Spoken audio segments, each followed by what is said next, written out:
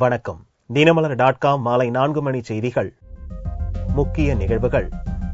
யாருக்கும் ஆதரவு இல்லை, ஆட்சி அமைக்க உரிமை கோருவதும் இல்லை. ஆம் ஆத்மி கட்சியின் உறுதியால் டெல்லியில் ஜனாதிபதி ஆட்சி அமலாகுமா? நடப்பு பார்லிமென்ட் கூட்டத்தொடரிலேயே வலுவான லோக்பால் மசோதா நிறைவேற்ற வலியுறுத்தல். உண்ணாவிரதம் துவக்கினார் அண்ணா ஹசாரே. 2G அறிக்கை தெலுங்கானா விவகாரங்களால் கடும் அமளி. 2வது நாளாக பார்லிமென்டின் இரு சபைகளும் முடக்கம். விரிவான செய்திகள். யாருக்கும் ஆதரவு அளிக்கப் போவதும் இல்லை, ஆட்சி அமைக்க உரிமை கோரப்போவதும் இல்லை என்று ஆம் ஆத்மி கட்சி திட்டவட்டமாக அறிவித்திருப்பதால் டெல்லியில் ஜனாதிபதி ஆட்சி அமலாகும் நிலை உருவாகியுள்ளது. 70 தொகுதிகளை உள்ளடக்கிய டெல்லி சட்டசபை தேர்தலில் பாரதிய ஜனதா கட்சி 31 இடங்களையும், ஆம் ஆத்மி கட்சி 28 இடங்களையும், காங்கிரஸ் கட்சி 8 இடங்களையும் பிடித்துள்ளன. ஐக்கிய ஜனதா தளம், அகாலி தளம், சுயேச்சை தலா 1 இடங்களை பிடித்தன. ஆட்சி அமைக்க 36 இடங்கள் தேவை. பெரும்பான்மை கிடைக்காததால் ஆட்சி அமைக்க உரிமை கோரப்போவது இல்லை என்று பாரதிய ஜனதா, ஆம் ஆத்மி 2 கட்சிகளும் அறிவித்தன. திங்களன்று தனியார் டிவிக்கு பேட்டியளித்த ஆம் ஆத்மி கட்சியின் மூத்த தலைவர் வக்கீல் பிரசாந்த் பூஷன், லோக்பால் மசோதாவை டிசம்பர் 29ஆம் தேதிக்குள் கொண்டு வருவதாக எழுத்துப்பூர்வமாக உறுதியளித்தால் பாரதிய ஜனதாவுக்கு ஆதரவளிக்க தயார் என்று கூறினார். இதனால் டெல்லி அரசியலில் புதிய திருப்பம் ஏற்படக்கூடும் என்று எதிர்பார்க்கப்பட்ட நிலையில் ஆம் ஆத்மி கட்சியின் முக்கிய நிர்வாகிகள் கூட்டம் ஒருங்கிணைப்பாளர் அரவிந்த் கெஜ்ரிவாலின் வீட்டில் நடந்தது. பாரதிய ஜனதாவுக்கோ அல்லது காங்கிரசுக்கோ ஆம் ஆத்மி கட்சி ஒருபோதும் ஆதரவளிக்காது என்றும், அவ்விரு கட்சிகளின் ஆதரவையும் பெற்று ஆம் ஆத்மி ஆட்சி அமைக்காது என்றும் கூட்டத்தில் முடிவு செய்யப்பட்டது. அதன் பிறகு நிருபர்களை சந்தித்த பிரசாந்த் பூஷன், பாரதிய ஜனதா, காங்கிரஸ் ஆகிய கட்சிகளுக்கு மாற்று சக்தியாகவே ஆம் ஆத்மி கட்சி உருவாக்கப்பட்டது என்றும், அதற்காகவே மக்கள் பெருவாரியான ஆதரவளித்துள்ளனர் என்றும் கூறினார். பிரச்சனைகளின் அடிப்படையில் பாரதிய ஜனதாவுக்கு ஆதரவளிப்போம் என்று கூறியது தன்னுடைய தனிப்பட்ட கருத்து என்றும் பிரசாந்த் பூஷன் விளக்கம் அளித்தார். இதனிடையே டெல்லியில் புதிய அரசை அமைப்பது தொடர்பான அனைத்து வழிவகைகளையும் கவர்னர் நஜீப் ஜங் ஆராய்ந்து வருகிறார். அதிக இடங்களில் வெற்றி பெற்றுள்ள பாரதிய ஜனதாவை முதலில் ஆட்சி அமைக்க அழைப்பு விடுப்பார் என்றும், அவர்கள் மறுக்கும் பட்சத்தில் ஆம் ஆத்மி கட்சியை அழைப்பார் என்றும் எதிர்பார்க்கப்படுகிறது. இதற்கு இரு கட்சிகளுமே மறுத்தால் ஜனாதிபதி ஆட்சிக்கு கவர்னர் பரிந்துரைப்பார் என்று கருதப்படுகிறது. லோக்பால் சட்டத்தை நிறைவேற்ற வலியுறுத்தி காந்தியவாதி அண்ணா ஹசாரே சொந்த கிராமத்தில் காலவரையற்ற உண்ணாவிரதத்தை துவங்கியுள்ளார்.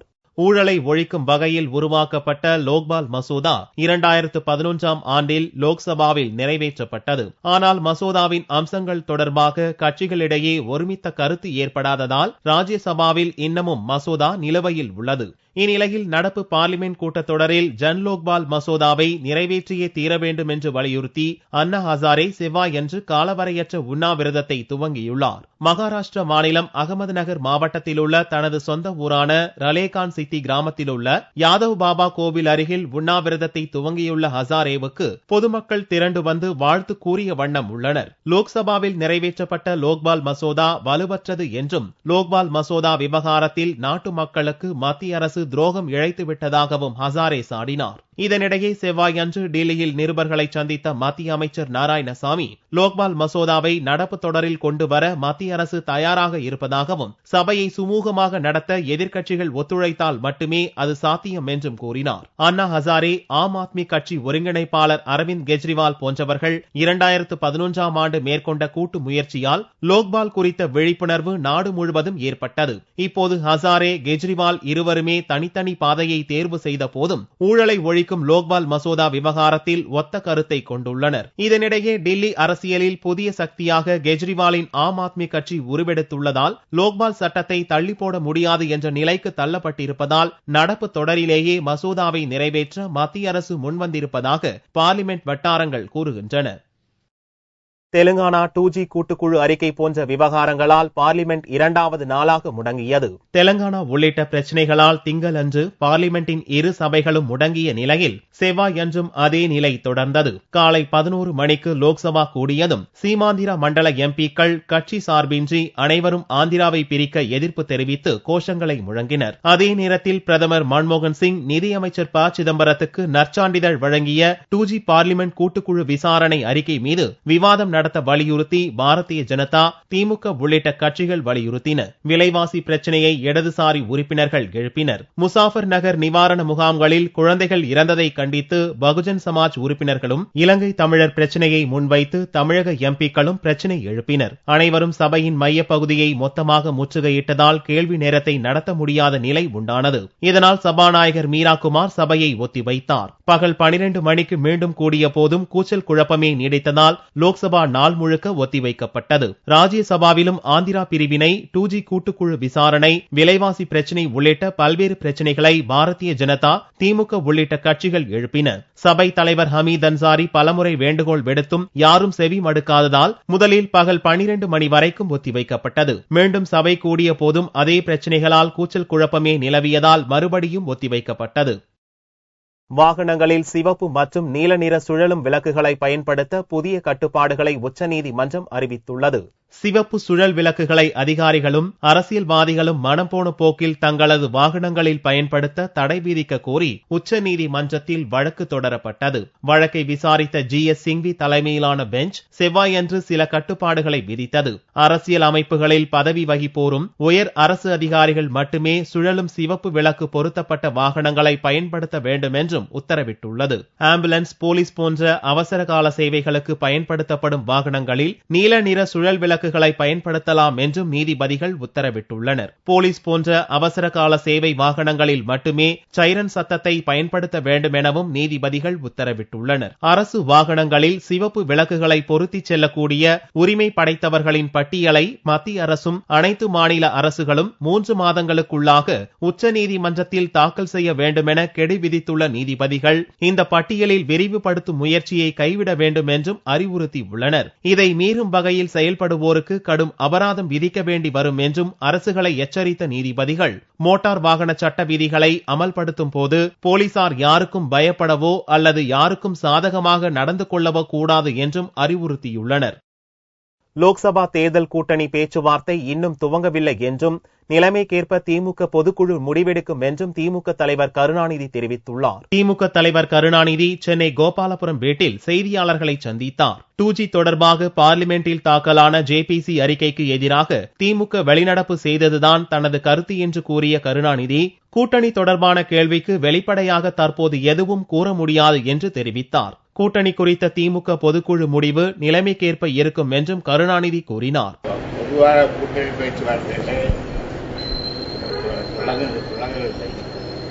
யாரோடும் கூட்டணி பற்றி பேச்சுவார்த்தை தொடங்கவில்லை. திமுக மனநிலை என்னங்கிறத வெளிப்படையாக உங்களுக்கு சொல்லலாம். லோக்பால் மசோதா நிறைவேற்றப்படும் என்ற நம்பிக்கை இருக்கிறது என்றும் இப்பிரச்சனையில் ஆதங்கமும் இருக்கிறது என்றும் கருணாநிதி கூறினார். சென்னை அருகே 600 கிலோமீட்டர் தொலைவில் நிலை கொண்டுள்ள மாதி புயல் காரணமாக வியாழக்கிழமை இரவு முதல் தமிழகத்தின் கடலோர பகுதிகளில் மழை பெய்ய வாய்ப்பு உள்ளதாக சென்னை வானிலை மையம் தெரிவித்துள்ளது. மாதி என்று பெயரிடப்பட்டுள்ள புயல் செவ்வாயன்று காலை 8:30 மணி நிலவரப்படி சென்னைக்கு கிழக்கே வடகிழக்கே 600 கிலோமீட்டர் தொலைவில் நிலை கொண்டுள்ளது. இந்த புயல் அதே இடத்தில் அடுத்த 48 மணி நேரம் நீடிக்கும் என்றும் அதன் பிறகு வலுக்குறையும் என்றும் வானிலை மையம் தெரிவித்துள்ளது. இதன் காரணமாக அடுத்த 72 மணி நேரத்துக்கு பின் தமிழகத்தின் கடலோர பகுதிகளில் ஒரு சில இடங்களில் மழை பெய்யும் என்று எதிர்பார்க்கப்படுவதாக சென்னை வானிலை மைய இயக்குநர் ரமணன் தெரிவித்தார். என்று பெயரிடப்பட்டுள்ள இந்த புயலானது சென்னைக்கு கிழக்கு வடகிழக்கே 600 கிலோமீட்டர் தொலைவில் நிலை கொண்டுள்ளது. இந்த தீவிர புயலானது படிப்படியாக வலுவிழக்கும் என்று கணினி சார்ந்த கணிப்புகள் தெரிவிக்கின்றன. நமது கடற்கரையை நோக்கி வரும் என்றும் தெரிவிக்கின்றன. கடந்த 24 மணி நேரத்திலே தமிழகத்தை பொறுத்தவரை ஓரிரு இடங்கள் மட்டும் மழை பெய்துள்ளது. அடுத்த 48 மணி நேரத்திலும் இதே நிலையை தான் நாம் எதிர்பார்க்கலாம். அதற்கடுத்த 72 மணி நேரம் முதல் தமிழக கடற்கரை பகுதிகளிலே மழையின் அளவு அதிகரிக்கும் என்று கணினி சார்ந்த கணிப்புகள் தெரிவிக்கின்றன. இந்த புயல் காரணமாக மீனவர்கள் கடலுக்குள் செல்ல வேண்டாம் என்றும் எச்சரிக்கப்பட்டுள்ளனர். கடந்த 24 மணி நேரத்தில் தமிழகத்தில் அதிகபட்சமாக சாத்தான்குளம் மற்றும் சிவகிரியில் 3 சென்டிமீட்டர் மழை பதிவாகியுள்ளது. கோவை சர்வதேச விமான நிலையத்தில் கடந்த 19 நாட்களில் சுமார் 1.5 கோடி ரூபாய் மதிப்பிலான கடத்தல் தங்கம் பறிமுதல் செய்யப்பட்டுள்ளது. கோவையில் அமைந்துள்ள சர்வதேச விமான நிலையத்திலிருந்து துபாய், ஷார்ஜா, சிங்கப்பூர் உட்பட பல்வேறு நாடுகளுக்கு விமானங்கள் இயக்கப்படுகின்றன. இதில் ஐக்கிய அரபு நாடான ஷார்ஜாவிற்கு ஏர் அரேபியா ஏர்லைன்ஸ் நிறுவனத்தின் விமானங்கள் இயக்கப்பட்டு வருகிறது. இந்நிலையில் கடந்த 21ஆம் தேதி ஷார்ஜாவிலிருந்து கோவை வந்த ஏர் அரேபியா விமானத்தில் வந்த கேரளாவைச் சேர்ந்த பயணி கொண்டு வந்த பேக்கில் கைக்கடிகாரம், பெல்ட் போன்றவற்றில் வைத்து நூதன முறையில் கடத்தி கொண்டு வந்த 1.5 கிலோ தங்கமும், மறுநாள் 22ஆம் தேதி சகாரியா என்பவரிடம் இருந்து 1.5 கிலோ தங்கமும் அடுத்தடுத்து அதிகாரிகள் பறிமுதல் செய்தனர். இந்நிலையில் திங்கட்கிழமையன்று ஷார்ஜாவிலிருந்து வந்த விமானத்தில் பயணம் செய்த கேரளாவைச் சேர்ந்த சுஜித் குமார் என்ற பயணியிடம் நடத்திய சோதனையில் அவர் வைத்திருந்த அயன் பாக்ஸில் நூதன முறையில் 2 கிலோ தங்கம் கடத்தி வரப்பட்டது கண்டுபிடிக்கப்பட்டது. இதைத் தொடர்ந்து அவர் கைது செய்யப்பட்டு கடத்தல் தங்கம் பறிமுதல் செய்யப்பட்டது. கடந்த 19 நாட்களில் சுமார் 1.5 கோடி ரூபாய் மதிப்பிலான கடத்தல் தங்கம் கோவை விமான நிலையத்தில் பிடிபட்டிருப்பது அதிகாரிகள் மத்தியில் அதிர்ச்சியை ஏற்படுத்தியுள்ளது. வெளிநாடுகளிலிருந்து கொண்டு வரும் தங்கத்திற்கு சுங்க வரியை 15% மத்திய அரசு அதிகரித்துள்ளது. இதன் காரணமாகவே கடத்தல் தங்கம் அதிகளவு பிடிபட துவங்கியுள்ளதாக கோவை சுங்கவரித்துறை அதிகாரிகள் தெரிவித்தனர். முதியோர் உதவித்தொகையை வழங்குவதில் அதிகாரிகளால் காலதாமதம் ஏற்படுவதாக கூறி மதுரையில் சாலை மறியல் போராட்டம் நடந்தது. மதுரை உத்தங்குடி பகுதியில் 200க்கும் மேற்பட்ட முதியோர் அரசால் வழங்கப்படும் உதவித்தொகையை பெற்று வருகின்றனர். அங்குள்ள பாரத ஸ்டேட் வங்கி கிளை மேலாளர் முதியோர்களுக்கான உதவித்தொகையை வழங்குவதில் காலதாமதம் ஏற்படுவதாக கூறி செவ்வாய்க்கிழமையன்று உத்தங்குடி மேலூர் சாலையில் முதியோர் மற்றும் அவர்களது குடும்பத்தார் மறியலில் ஈடுபட்டனர். மாசம் 30 ரூபாய் வசூல் பண்ணி கொடுங்க அப்படின்னு சொல்லியே ஒரு பணம் கொடுக்கல. போன மாசம் ஃபுல்லா அலைஞ்சு ஜனங்க ரொம்ப வயசானவங்க எல்லாம் ரொம்ப முடியாம ஆயிட்டாங்க. தபால்ல எல்லாம் பாதி பேருக்கு வந்துருச்சுங்க. அது கான்ட்ராக்ட் எடுத்திருக்காங்க, அது குடுக்கறேன்னு சொல்லி குடுக்கலங்க சார். இன்னைக்கு பஸ் மறியல் பண்றாங்க. முதியோர்கள் நடத்திய மறியல் போராட்டத்தால் அங்கு போக்குவரத்து பாதிக்கப்பட்டது. சம்பவ இடத்திற்கு விரைந்து வந்த போலீசார் மறியலில் ஈடுபட்டவர்களிடம் சமரச பேச்சுவார்த்தை நடத்தி போராட்டத்தை கைவிட செய்தனர். பருவநிலை மாறுபாடு மற்றும் மக்கள் தொகை பெருக்கத்தால் நாட்டில் படிப்படியாக நிலத்தடி நீர்மட்டம் குறைவதாக தமிழ்நாடு வேளாண் பல்கலைக்கழக நீர் தொழில்நுட்ப விஞ்ஞானிகள் தெரிவித்தனர். கோவை தமிழ்நாடு வேளாண் பல்கலைக்கழகத்தில் நடந்த நிலத்தடி நீர் குறித்த கருத்தரங்கில் நீர் தொழில்நுட்ப மைய விஞ்ஞானிகள் பலர் கலந்து கொண்டனர். கருத்தரங்கில் பெருகி வரும் மக்கள் தொகை, தொழிற்சாலைகள் மற்றும் வேளாண் செயல்பாடுகளால் ஏற்படும் நீர் பற்றாக்குறையை நன்னீர் மற்றும் நிலத்தடி நீர் வளத்தை கொண்டு சமாளிப்பது குறித்து விவாதிக்கப்பட்டது. பெரும்பாலான விவசாயிகள் நிலத்தடி நீர்வளத்தை அறியாமல் ஆழ்துளை கிணறுகள் தோண்டி நீர் கிடைக்காமல் நஷ்டமடைந்து வருவதாகவும், கிணறு தோண்டுவதற்கு முன்பே நிலத்தடி நீர் குறித்து விவசாயிகள் அளவிட வேண்டும் என்றும் கருத்தரங்கில் விஞ்ஞானிகள் அறிவுறுத்தினர். மேலும் பருவநிலை மாறுபாடுகள் மற்றும் மக்கள் தொகை பெருக்கத்தால் படிப்படியாக நிலத்தடி நீர் குறைந்து வருவதாகவும் நீர் தொழில்நுட்ப விஞ்ஞானிகள் தெரிவித்தனர். நிலத்தடி நீரை அதிகமாக பயன்படுத்துகிற காலகட்டத்தில் இருக்கின்றோம். அந்த வகையிலே பார்த்தால் விவசாயத்திற்கு மட்டுமின்றி குடிநீருக்கும் பல்வேறு தொழிலகங்களினுடைய பயன்பாட்டிற்கும் நிலத்தடி நீரை பயன்படுத்தி வந்திருக்கின்றோம். இதுகாரும் நாம் நீரை குளங்களிலும் நீர்நிலைகளிலும் தேக்கி வைத்துத்தான் பயன்படுத்தி இருந்தாலும் கூட நிலத்தடி நீர் எவ்வளவு இருக்கின்றது என்பது தெரியாமலே நிலத்தடி நீரை பயன்படுத்துவதற்கு நாம் முன்வந்துள்ளோம். நீர் பற்றாக்குறையால் ஏற்படும் பாதிப்புகள் மற்றும் அதை சரியான முறையில் பயன்படுத்துவது குறித்து இந்த கருத்தரங்கில் எடுக்கப்படும் முடிவுகள் மத்திய மாநில நீர்வளத்துறைக்கு பரிந்துரைக்க இருப்பதாக விஞ்ஞானிகள் தெரிவித்தனர். முன்னதாக நிலத்தடி நீர்மட்டம் குறித்த புத்தகம் வெளியிடப்பட்டது. தங்கத்தின் விலை செவ்வாய்க்கிழமையன்று சவரனுக்கு 56 ரூபாய் அதிகரித்திருந்தது. ஒரு சவரன் தங்கம் 22,592 ரூபாய்க்கு விற்பனையானது. 1 கிராம் ஆபரண தங்கம் 2,824 ரூபாயாக இருந்தது. வெள்ளி கிராமுக்கு 60 காசுகள் அதிகரித்து 46 ரூபாய் 70 காசுகளுக்கு விற்பனையானது. பார் வெள்ளியின் விலை 43,685 ரூபாயாக இருந்தது. கிறிஸ்துமஸ் பண்டிகையை முன்னிட்டு கோவையில் கேக் தயாரிக்கும் பணி தீவிரமடைந்து வருகிறது. கிறிஸ்துமஸ் பண்டிகைக்கு 2 வார காலங்களே உள்ள நிலையில் பண்டிகையை வரவேற்கும் விதமாக தங்களது வீடுகளில் கிறிஸ்துமஸ் குடில்கள் அமைத்தும் நட்சத்திர விளக்குகளை தொங்க விட்டும் அலங்கார பணிகளில் ஈடுபட்டுள்ளனர். மேலும் கேக்குகள் இல்லாமல் கிறிஸ்துமஸ் பண்டிகை முழுமையடையாது என்பதற்காக பேக்கரிகளில் கிறிஸ்துமஸ் கேக் தயாரிக்கும் பணி மும்முரமடைந்துள்ளது. அந்த வகையில் கோவையில் உள்ள சிறிய பேக்கரி முதல் பெரிய ஸ்டார் ஹோட்டல்கள் வரை விதவிதமான கேக்குகள் தயாரிக்கப்படுகின்றன.